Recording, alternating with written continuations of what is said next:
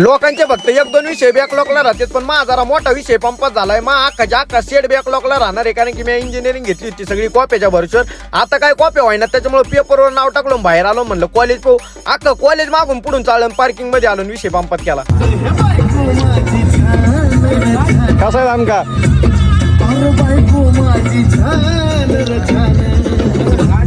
तर जय श्रीराम भावांनो, मी विक्या ब्लॉगर आणि आजच्या नवीन ब्लॉग मध्ये तुमचं सगळ्यांचं स्वागत. मी पेपरला चाललो होतो आणि आमचा गादा म्हणला नीट पेपर लिही, आपण तो पत्रिका छापू. म्हणलं भाऊ मा डायरेक्ट आनंदित होणार आहे.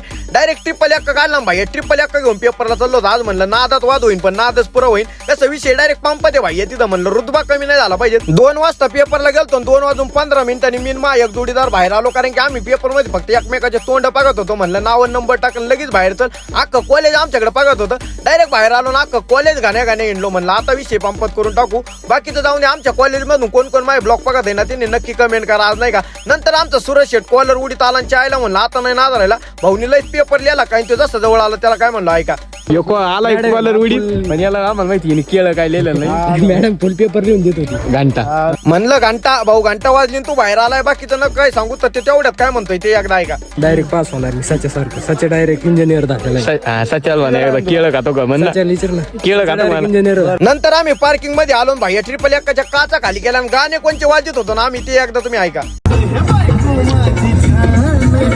कसं आहे आमका